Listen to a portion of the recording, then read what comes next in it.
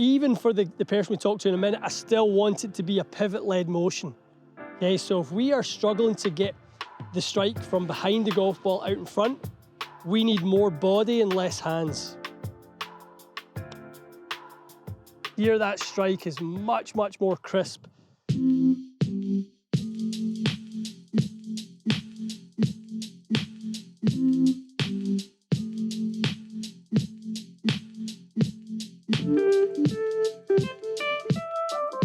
All right, guys, welcome back to the channel. Delighted to be here from our new summer home at TPC Toronto, Osprey Valley, one of my absolute favorite places, venues to play golf, just to practice, just be around. Canadian Open, obviously, here a few weeks ago.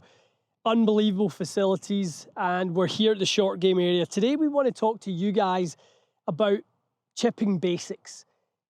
A lot of people get to a point in their season and they have struggles with certain parts of the game, and lots of you watching will have had so far this year some struggles with your chipping. We want to give you some ideas and concepts that are going to really help you maybe free up your mind as to some of the things that could be going wrong, help you recognize some of the patterns and shots that you'll be struggling with, and hopefully clean up the part of your game that we know is going to save you so many shots. All right, guys, we're going to sort of put the people who are struggling into maybe two particular buckets. And we want to talk about, which it always comes back to when people are struggling, the fundamentals. I think that most of you out there, there'll be those of you who are finding that you're too shallow when you come in, and I'll demonstrate that a little bit for you. So you're sort of going into your pitch shot and your sort of ball position is maybe a little too far forward. You're a bit scoopy with your action anyway. You've maybe got the wrong equipment, which leads you to be a little bit too scoopy. Some people still don't have specialist wedges. You know, I'm using today a 48 that's bent to 49, and I'm going to go to my 59 in a second. But I have the right tools for the job here. And the other part of this, which I think is much overlooked, is I have the right golf ball for the job here. Okay, you cannot play these shots efficiently if you're not using a premium golf ball with a urethane cover. And if you do, you're not going to do it, you know, over and over again. So let's look at the scooper to start with. The player who's maybe coming short a lot, as I said, low point is maybe coming a little bit too far behind. The head is dipping back. We see a lot of that. We've got a bit of the grass growing towards us today. That grain is growing into us. If we brush that grass, we can see that low point is 3-4 inches behind the ball. And good luck trying to get any sort of control if you're struggling to control your low point going that way, okay? You'll make poor contact, you'll have no spin control, and you'll really, really struggle. So, for the shallower player, I want to incentivize you to not be shallow, right? I want to give that player a ball position, a shaft angle, and a golf club that will incentivize the sort of delivery to be more downward. So we want to see for that type of player a little bit more turf, okay? Listen to it. Listen to the strike. You can tell if you're grazing it. You can tell if you're bruising it. Very, very different. Steep versus shallow. Okay, let's see if we can get a little bit of a better contact here. So our shallow friends will be really struggling to sort of get it back to that second flag.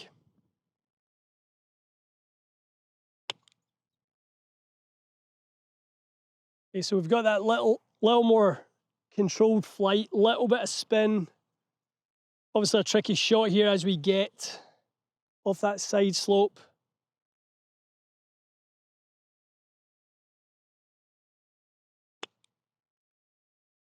And guys, I'm really trying to let the pivot control the low point.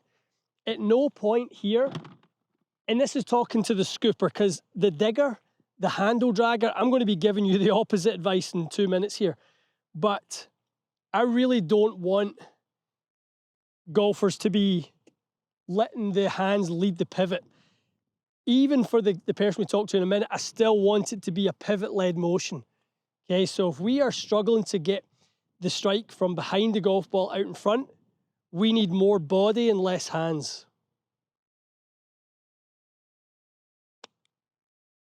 Here, that strike is much, much more crisp.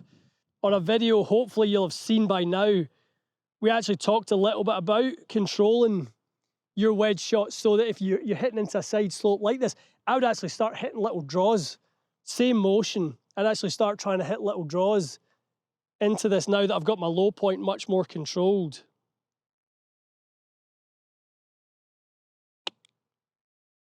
Try and put some leftward spin on it, and then as it dies, I know I'm not going to get it going too far to the right.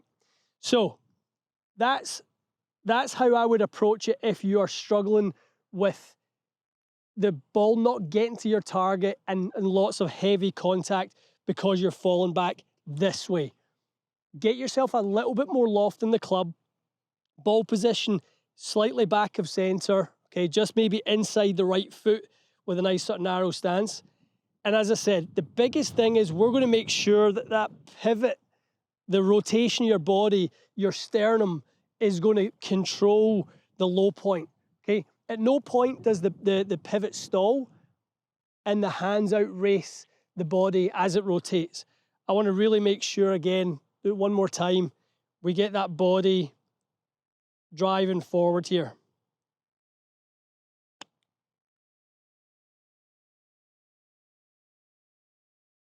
Much, much better.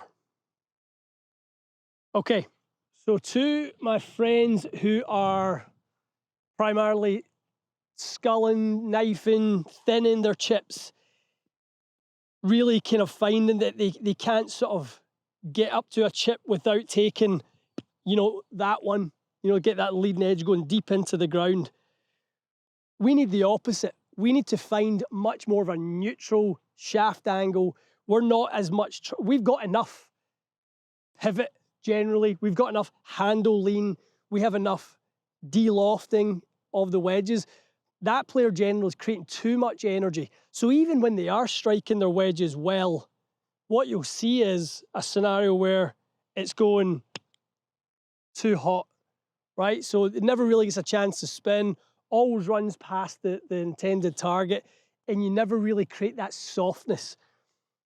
I love to talk about, when it comes to wedge play and short game, energy management, ball speed management. If I want to learn how to soften the ball speed and loft, I'm going to start with a much straighter faced wedge.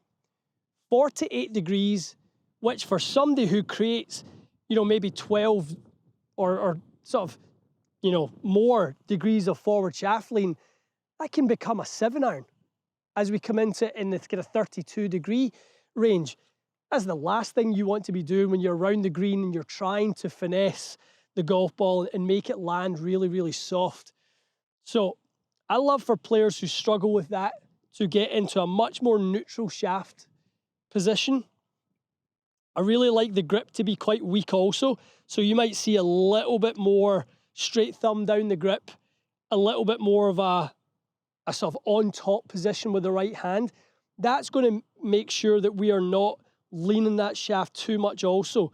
We're in a nice position where we can deliver lots of loft. I want to almost imagine like the loft is a mirror that looks back at my face as we're coming through. There's no, if you're dragging that handle and the face is still pointing forward, you're never going to see the loft on the face and you're never going to create softer shots. So if we set up to this, shaft fairly neutral, a pretty weak grip, okay, and you want to not have that leading edge coming down, we want to create more of a softness. How is that club face on the way through? Are we able to see it?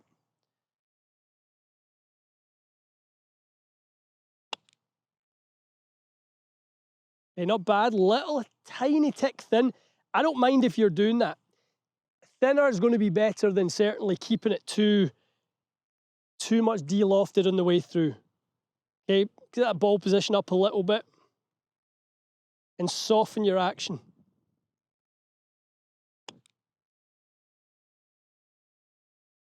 That one was really, really nice.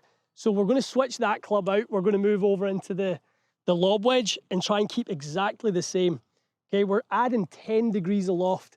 So that looked like a really nice soft flight, but we add 10 degrees. That's where the energy management comes from with the wedge. We're going to make sure that now we can actually control the speed ourselves. If I can control that with a 10-degree less lofted golf club, it's going to be so much easier for me now to control the speed when it comes to the 60. So let's keep that neutral shaft position. Okay, ball position isn't back, weight isn't stacked in the lead leg. We're going to keep it really neutral. And we're going to just manage that club face as much as we can. You can probably hear a little bit of that just slightly early entry into the turf. Okay, we're catching behind that ever so slightly. And that's my preference for the diggers who are catching it so much that way. The low point is so far in front for you guys that we actually are encouraging a little bit more of a shallow, slightly early entry into the turf. Okay guys, ball position forward, shaft neutral. We're not in that traditional weight forward, shaft forward position. And don't be afraid to let that loft out. Add some more. We've got 60. Let's put 65 on it through impact. Let's add some more. Let's soften this as much as we possibly can. We're not hitting a flop shot by any means. We're just softening that ball flight.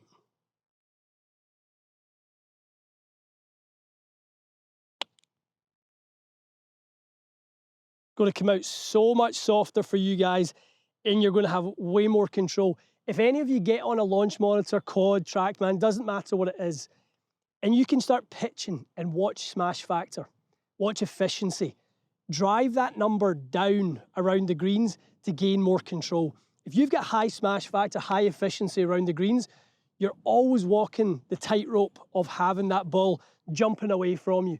Anytime you're short-sided, you're in trouble. I love that the ball speed can get below the club head speed. So you get 0.9, smash factor or efficiency. That to me is when you've got control of your golf ball.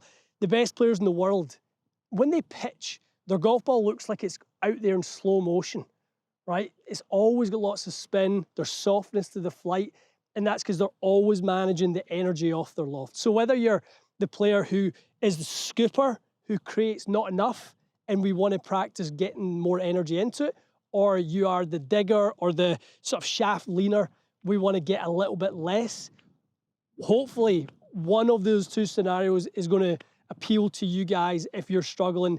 Take it to the practice area, apply some of those changes to your setup and your thought process when you're hitting those shots. I think it'll really pay off and get you back on track.